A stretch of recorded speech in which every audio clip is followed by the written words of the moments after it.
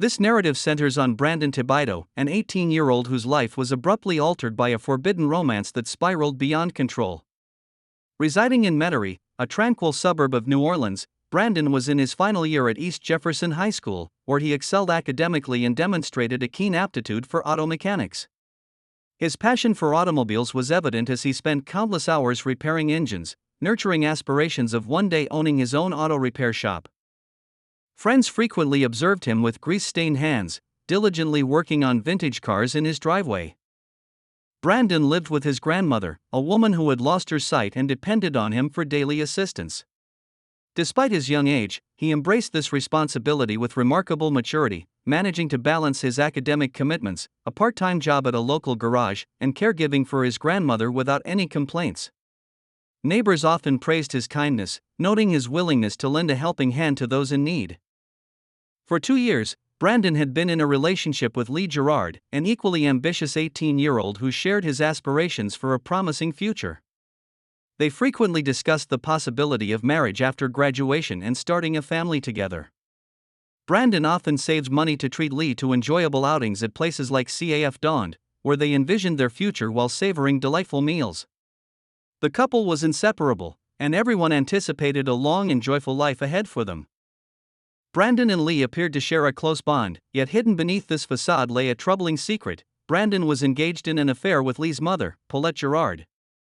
At 43 years old, Paulette was the owner of a multi-level marketing enterprise known as Beauty Buys.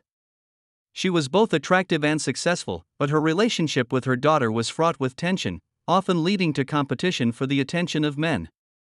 The clandestine nature of Brandon's affair with Paulette weighed heavily on him, complicating his life in unforeseen ways. Despite his aspirations and plans, Brandon's life took a tragic turn. The secret liaison would ultimately culminate in a violent and horrifying conclusion, leaving the Metairie community in shock and his loved ones heartbroken over the loss of such a promising young man. On the morning of August 12, 2021, the oppressive summer heat enveloped Metairie, Louisiana. Around 8 a.m., Brandon's grandmother, Mabel, sensed that something was amiss. Blind and reliant on Brandon for her care, she had not heard him moving about the house that morning. Concerned, she called out to him, but received no reply. Despite her disability, she managed to contact a neighbor, Mrs. Alice Dupre, for assistance. A retired nurse living just 2 houses away, Mrs. Dupre had known Brandon since childhood and could not fathom that anything serious had occurred. However, upon entering the house, she was struck by an unsettling chill. The living room was eerily quiet, and an unusual metallic odor permeated the air. Calling out for Brandon once more, she was met with silence. Following the scent, she made her way to Brandon's room, where she would uncover the truth. The scene before her was beyond comprehension. Brandon's lifeless body lay on the floor, nearly submerged in his own blood. He had been viciously stabbed multiple times, and his eyes were almost gouged out. The knife, still stained with blood, rested on the floor beside him. Mrs. Dupre stood frozen in disbelief, her hand shaking as she dialed 911. Her typically calm and soothing voice trembled as she recounted the horrific scene to the operator. "Oh, Sheriff, there is blood everywhere," she stuttered. Moments later, police and paramedics arrived at the modest single-story home on West Metairie Avenue. The flashing lights and gathering neighbors created a surreal atmosphere as the first responders entered, only to be confronted with a grotesque sight that would haunt them for years. Mrs. Dupre, who had initially attempted to maintain her composure, was now visibly distressed, leaning on a neighbor for support. Meanwhile, Mabel, still seated in the living room, repeatedly asked what was happening, oblivious to the horror just a few meters away. The once quiet neighborhood had transformed into the epicenter of a brutal crime, leaving the community in shock. The Metairie Police Department reached Brandon Tibaido's residence within minutes of Mrs. Dupre's 911 call on the morning of August 12, 2021. Leading the investigation was Detective Michael Duval, a seasoned investigator with over 20 years of experience, known for his straightforward approach and commitment to his work. Accompanying him was Detective René Martinez, a younger officer with a keen intellect and an eye for detail. Upon entering the house, they were immediately struck by the overwhelming nature of the crime scene, where what had once been a cozy room was now transformed into a site of tragedy. A horrific scene unfolded, with blood splattered across the walls and floor, forming a chaotic pattern that narrated a tale of extreme violence and desperation. The metallic scent of iron filled the air, mingling with the oppressive heat of the August morning. Brandon's body lay crumpled on the floor, the brutality of the assault evident through numerous stab wounds and the near dismemberment of his eyes. The kitchen knife, a common yet deadly instrument, rested beside him, stained with blood. Despite his extensive experience, Detective Duval felt a tightening in his stomach as he examined the scene. He recognized immediately that this was not a random act of violence. The intensity of the attack indicated a deeply personal motive. This was not merely a murder. Duval suspected it was a crime driven by passion. Martinez began to photograph the scene, meticulously documenting every detail. They carefully collected evidence, ensuring that nothing was missed, including the knife, blood patterns, and any potential fingerprints, so that forensic science could later reconstruct the sequence of events. As they worked, the detectives also observed the condition of the rest of the house. The living room, where Mabel sat, remained undisturbed, presenting a stark contrast to the horror in the bedroom. This suggested that the attack had been swift, catching Brandon off guard, possibly during his morning routine. Outside, neighbors had gathered, whispering among themselves as they tried to comprehend the tragedy that had befallen their quiet community. Detective Duval understood the urgency of the situation and promptly assigned officers to canvass the area. In the close-knit community of T, where residents were familiar with one another, there was a lingering hope that someone might have observed or heard something out of the ordinary. This environment often meant that even the smallest detail could lead to a breakthrough in the investigation. The first individual on Detective Duval's list of suspects was Paulette Girard, the mother of Brandon's girlfriend, Lee. Paulette, 43, had always been a prominent figure in D's social scene, recognized for her striking looks and her thriving multi-level marketing venture, Beauty Buys, which specialized in cosmetics and skincare products. While some locals whispered that her business was a scam, Paulette dismissed such allegations, relishing the financial success and attention it afforded her. Her relationship with her daughter, Lee, was complex. Despite appearing close, friends often sensed an underlying tension, primarily due to Paulette's jealousy of Lee's youth and beauty. Paulette frequently found herself competing with her daughter for male attention, a rivalry that took a troubling turn when she began an affair with Brandon Thibodeau, Lee's boyfriend.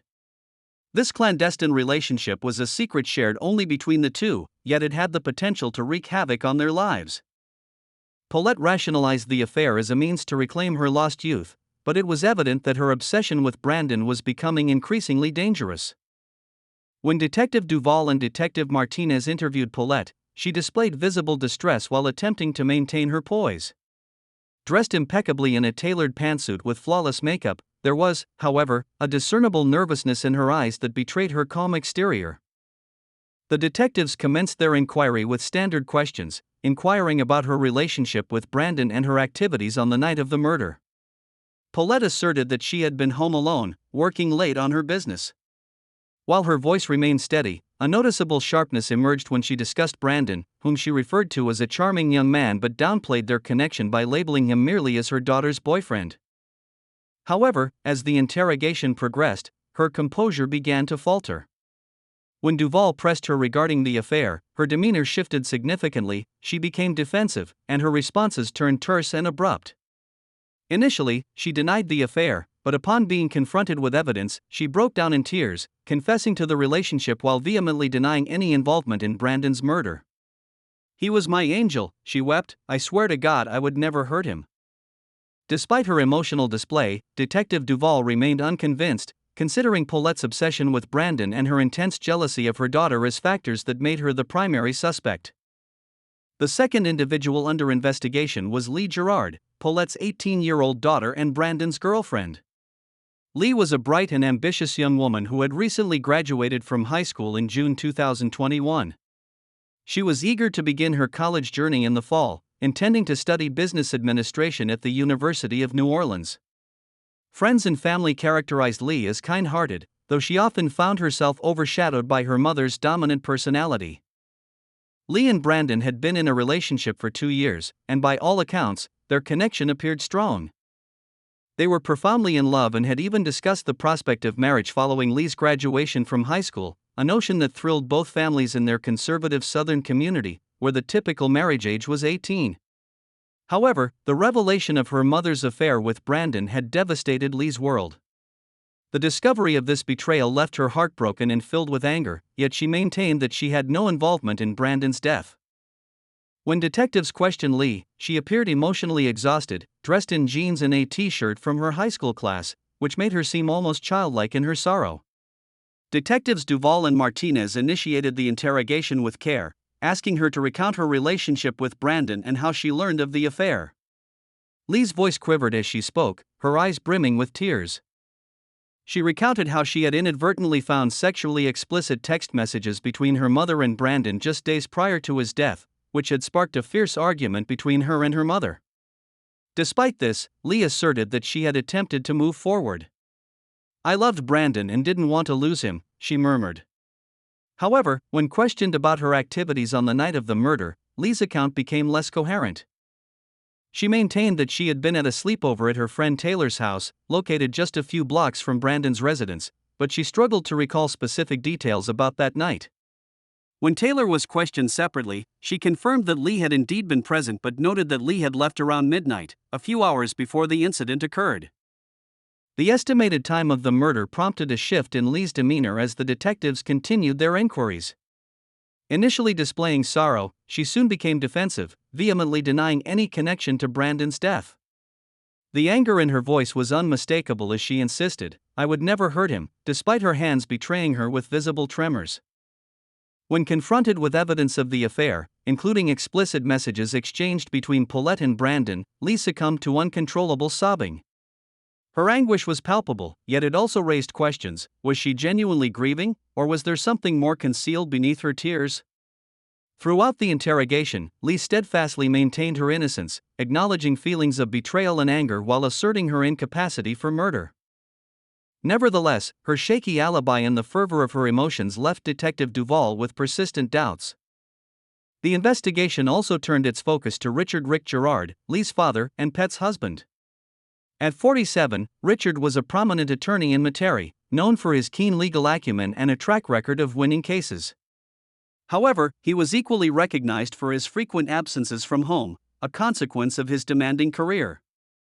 Richard was a man who prioritized appearances, taking pride in projecting a flawless family image, even if it meant overlooking the underlying issues within his household. Although often preoccupied with work, he was not entirely oblivious to the tension and jealousy that simmered between Paulette and Lee. He harbored suspicions regarding Pet's inappropriate interests in other men but chose to remain willfully ignorant, hoping the situation would resolve itself. When the police summoned Richard for questioning, he was compelled to confront the reality of the situation. Richard arrived for questioning in a composed manner, dressed in a crisp white shirt and tie, reminiscent of someone preparing for a day in court. Detectives Duvall and Martinez initiated the interrogation by inquiring about his relationship with his wife and daughter. Richard characterized his marriage to Paulette as complicated, yet he asserted that they shared a strong bond and maintained a regular sexual relationship. He also mentioned that his relationship with Lee was positive, although he acknowledged that they were not as close as he desired, attributing this partly to his long working hours. The detectives then redirected their questions to Brandon Tibaido. Richard expressed that he liked Brandon and considered him a suitable match for Lee. However, when the detectives confronted him with the revelation of the affair between Brandon and Paulette, Richard's demeanor shifted noticeably. He clenched his jaw and avoided eye contact, clearly uncomfortable with the subject. He claimed he was unaware of the affair until after Brandon's death, stating, "If I had known, I would have stopped it immediately." As the detectives pressed Richard about his whereabouts on the night of the murder, he stated that he had been working late at his office, reviewing a case file for an upcoming trial. He provided the names of colleagues who could corroborate his alibi, but his tone was defensive. Throughout the interrogation, Richard's responses were calm yet distant, creating an impression that he might be concealing something. Despite maintaining his innocence and insisting he had no involvement in Brandon's death, his reluctance to discuss the affair and his apparent detachment from the situation raised suspicions for the detectives.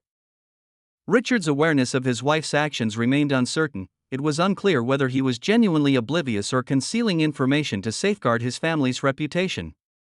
Despite his composed demeanor, Richard's reluctance to provide clear answers during the interrogation aroused the detectives' suspicions. They sensed that his narrative held deeper implications than he was willing to disclose. On a sweltering afternoon in mid-August 2021, a tip arrived that would significantly alter the investigation. At approximately 3:00 p.m., Detective Duval received a call from an anonymous informant who claimed to possess vital information regarding Gerard Paulette, one of the primary suspects in the murder of Brandon Thibodeau. The informant suggested that there was a far more sinister secret that Paulette had concealed for years, beyond mere infidelity. The detectives acted swiftly, heading directly to Paulette's office, situated in an unremarkable building on the outskirts of Metairie. The sign above the entrance read Beauty Buys, the name of the multi-level marketing venture Paulette had operated for nearly a decade. While the exterior resembled any typical small business, the detectives were about to uncover a startling revelation within. Upon entering the office, they were immediately struck by an unsettling silence. The space was stocked with beauty products, with shelves brimming with creams, lotions, and makeup, yet there were no employees present. Detective Martinez observed a locked door at the rear of the office, and after some coaxing, Paulette's assistant, a visibly anxious young woman in her early 20s, reluctantly provided the key. The door led to Pet's private office, and what the detectives discovered within was both unsettling and illuminating. The walls were adorned with numerous photographs, predominantly of Brandon, many of which were sexually explicit and inappropriate. In one corner, there existed a makeshift altar dedicated to him, complete with candles, trinkets, and handwritten notes. It was evident that Pet's fixation on Brandon extended far beyond a mere affair. However, that was not the entirety of their findings. As the detectives continued their investigation, they uncovered a collection of documents that unveiled the sinister aspects of Beauty Buys. This marketing scheme was not merely a business venture, it was a fraudulent operation that exploited vulnerable women in the South, many of whom were single mothers facing financial hardships. The documents indicated that Pet had been taking advantage of these women, persuading them to invest substantial sums in beauty products that they were unable to sell, while compelling them to work up to 20 hours a day to repay their debts. The financial burden had devastated countless lives, leaving these women in dire straits. The revelation of Pet's deceitful practices introduced a new motive for the murder. Pet's world was beginning to collapse, and the pressure to uphold her image, coupled with her obsessive affection for Brandon, may have driven her to commit the act. With this new evidence, the police gained a clearer understanding of Paulette Gerard, a woman willing to go to any lengths to safeguard her secrets, even if it meant resorting to murder. The detectives recognized that they were drawing closer to the truth, yet they also understood that revealing the full scope of Pet's crimes would prove to be a challenging endeavor. On August 21, 2021, the police in Louisiana, were. After gathering substantial evidence, including unsettling discoveries in Poet Gerard's office, it became unequivocally clear who was accountable for the heinous murder of Brandon Thibodeau. Pet, 43, had developed an increasingly obsessive fixation on her daughter's boyfriend, which ultimately drove her to commit an unimaginable act. On the night of the murder, Paulette confronted Brandon in the kitchen of his grandmother's residence, a location where he had previously taken her for clandestine meetings. Fueled by jealousy and a fear of losing control, Paulette seized a kitchen knife and inflicted multiple stab wounds on Brandon. The ferocity of the attack left him with severe injuries, including nearly gouged eyes. Following the murder, Paulette attempted to conceal her actions, however, her obsession with Brandon and her deceitful activities ultimately led law enforcement directly to her. The arrest occurred in the early hours of August 21 as police arrived at Paulette's opulent home situated in a tranquil suburban area, just as dawn was breaking. Upon knocking, Paulette answered the door, still clad in her silk pajamas and evidently unprepared for visitors. The detectives calmly informed her of her arrest for the murder of Brandon Thibodeau. Paulette's response was a blend of shock and defiance. She endeavored to maintain her composure, yet the police discerned the panic in her eyes. As she was handcuffed and escorted to the police vehicle, her neighbors observed in astonishment, many having admired her for her business achievements, oblivious to the reality concealed beneath her glamorous exterior. News of her arrest rapidly circulated throughout the community. The police vehicle departed, and the streets quickly filled with rumors. Back at the station, Paulette was processed and placed in a holding cell. The detectives conducted their interrogation, but she maintained her innocence, denying all allegations. Nevertheless, the evidence against her was substantial, and the police were assured they had apprehended the correct suspect. The arrest provided a sense of relief to Brandon's family, who had been living in fear and uncertainty since his passing. Although the case was far from resolved, having Paulette Girard in custody brought the police one step closer to achieving justice for Brandon Thibodeau. The trial of Paulette Girard for the murder of Brandon Thibodeau commenced on November 8, 2021, at the Jefferson Parish Courthouse in Metairie, Louisiana. The case garnered considerable media attention, with local outlets such as the Times-Picayune covering every aspect. The courtroom was filled with spectators eager to witness the proceedings. The prosecution was spearheaded by Assistant District Attorney Mark Tremblay, a seasoned lawyer known for his determination in the courtroom. Tremblay, 52, had a reputation for being meticulous and dependable, and this case was no exception. From the outset, he constructed a compelling narrative portraying Paulette as a woman consumed by jealousy and obsession. He contended that Paulette had savagely murdered Brandon in a fit of rage after he attempted to terminate their affair. Tremblay utilized physical evidence and testimonies from investigators to support his argument. He also revealed Paulette's fraudulent practices at beauty buys, depicting her as a manipulative and dangerous individual who exploited vulnerable women. Attorney Charles Chuck Lumo, a seasoned and astute lawyer with a notable track record of defending high-profile clients, represented the individual in question. At 48 years of age, Lumo was recognized for his composed demeanor and his skill in instilling doubt in the minds of jurors. He contended that the evidence against Paulette was merely circumstantial and proposed that another individual, potentially Lee Girard, might have been responsible for the crime. Lumo also endeavored to present Paulette in a more favorable light, depicting her as a devoted mother and a successful businesswoman who had been unjustly targeted by both the media and the prosecution. As the trial unfolded, the emotional toll on Brandon's family became increasingly apparent.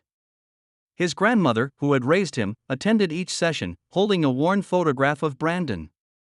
His girlfriend, Lee Girard, sat alongside her father, both visibly affected by the proceedings.